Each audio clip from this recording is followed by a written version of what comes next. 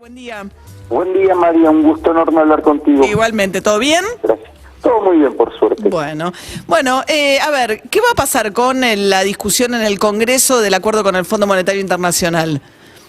Bueno, en principio yo no estoy de acuerdo con la carta de entendimiento o la carta de intención que ha enviado el ministro de Economía, porque tiene falencias teóricas que en términos empíricos a la Argentina le han causado mucho daño. ¿No mandó una carta de entendimiento el ministro todavía? Es la carta de intenciones, o sea, lo que estuvo reflejando es lo que sería el intento de una carta de intención que después se vuelve en un acuerdo si lo acepta el directorio del fondo y si lo aprueba el Congreso. Claro. No, decía porque por ahora es lo que dijo Guzmán, pero no sabemos, no se ha visto el acuerdo. Pero es la carta de intención, por eso. Sí. Ahora, ¿cuál es la parte que estaría mal de ese acuerdo? Bueno, en principio creer que, digamos, vos vas a crecer por hacer política fiscal expansiva, eso es un error técnico grave. Sí, de hecho, el ministro Guzmán ni siquiera quiere ajustar en términos reales el gasto público, es decir, está diciendo que el gasto público va a crecer nominalmente por encima de la inflación y ligeramente debajo de la tasa a la cual cree que se va a estar expandiendo la economía. Ese modelo de creer que vos haciendo política fiscal expansiva te sube tanto el PBI que el déficit fiscal te cae. Porque recaudás más porque la actividad económica crece. Bueno, exacto. Bueno, eso en la literatura, en los modelos más básicos de la macroeconomía se llama multiplicador de presupuesto equilibrado y no se cumple. Y en términos empíricos, porque la verdad, digo, la discusión teórica puede que no le interese a nadie, o sea, a tres gatos locos como a mí y dos O sea, más, no tiene suficiente ajuste el acuerdo. Es que, o sea, a ver, María, pero el Fondo Monetario se volvió, entonces tenemos que creer que el Fondo Monetario cambió. A ver, María, vamos por partes. O sea, Argentina ha hecho esto de los últimos 121 años, 111. Y de ser el país más rico del mundo, somos 70 al tipo de cambio oficial y estamos abajo del 120 en el paralelo. El modelo ese no funciona. Bueno, los modelos de ajuste del Fondo Monetario tampoco funcionaron. No, digamos, el problema de los modelos de ajuste, bueno, Argentina no podría decir algo al respecto porque nunca los cumplió. Bueno, intentó, con Macri, digo, justamente Argentina tuvo que pedir waivers. O sea, y además hay un punto que yo te tomo y hay una explicación para eso. Cuando vos haces un ajuste, los ajustes pueden ser recesivos o expansivos. Sí. Argentina tiene experiencia de los dos tipos. O sea, ¿y qué es lo que ves en los que son expansivos? Que el aumento del ahorro que genera el ajuste se traduce en un aumento de la inversión. Y en ese caso, entonces, la economía se expande y recupera fuerte. Eso en Argentina, por ejemplo, lo que se denomina todos los planes de shock, sacando el de 56, se vio en todos. O sea, el 58, perdóname. No, perdón, estamos charlando con Javier Milei a propósito del anuncio que hizo Alberto Fernández el viernes del acuerdo con el fondo. Pero quiero entender esto, Javier, antes. O sea, hay un punto en el cual tu mirada es la misma que la del gobierno en el sentido de decir, este acuerdo con el fondo es distinto porque no nos exige un ajuste de las cuentas públicas.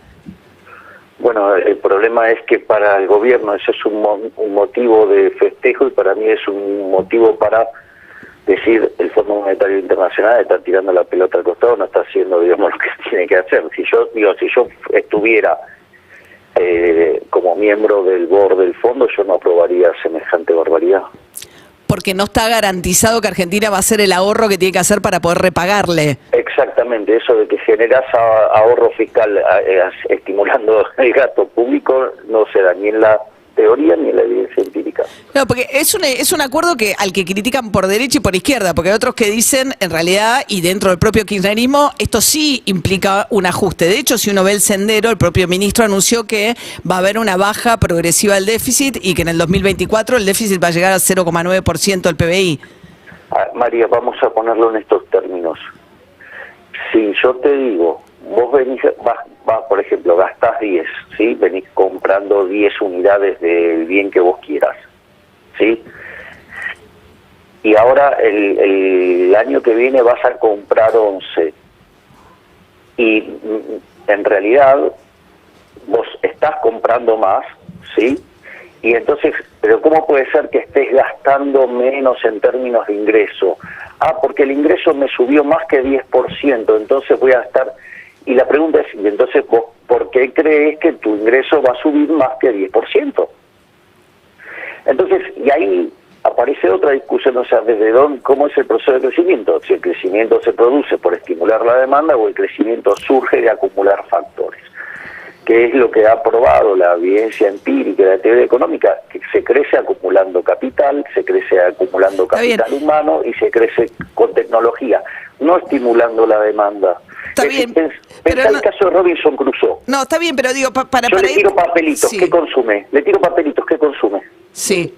¿Cómo qué gasto público puedo hacer si no le cobro impuestos a alguien? O sea, el Fondo Monetario se volvió poco ortodoxo. En tu mirada, el Fondo Monetario está como... se tiró la toalla. A ver, me encanta la pregunta. Para mí el Fondo Monetario Internacional nunca fue ortodoxo. Es más, desde su propio inicio no tiene intención de ser ortodoxo. El Fondo Monetario Internacional fue creado por un espía ruso llamado White y por Keynes.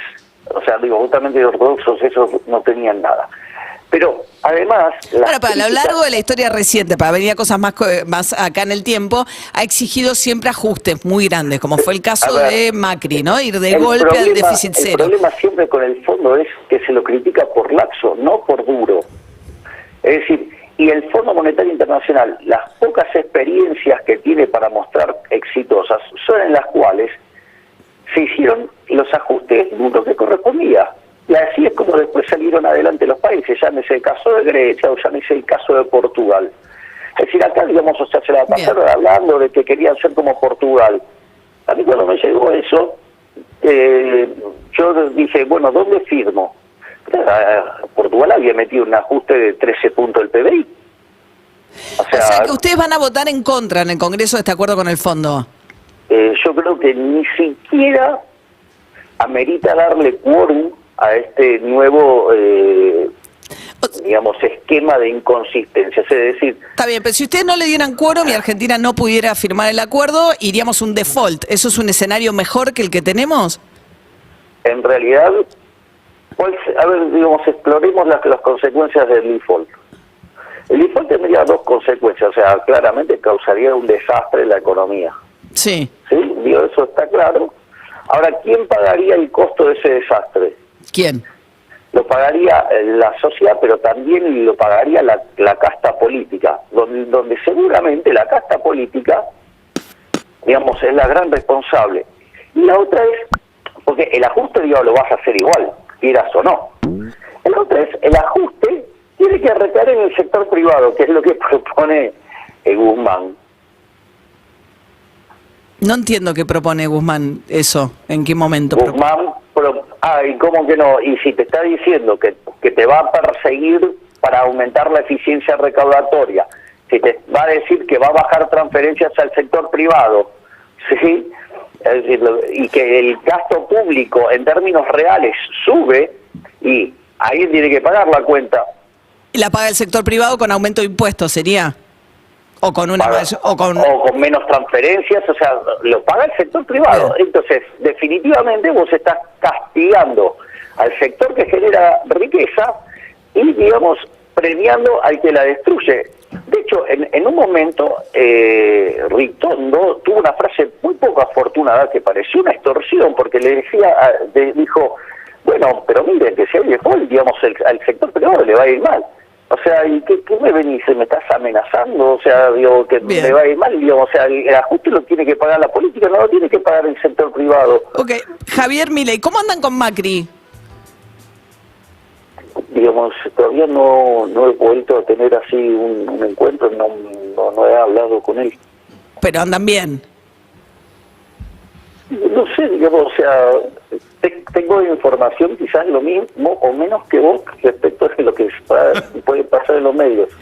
Ok, pero estuvieron reunidos, tienen afinidad, Patricia Burrell, ¿no? Pero eso fue antes de las PASO. Yo, digamos, es más, había gente que decía que nuestro espacio ni siquiera podía pasar las PASO.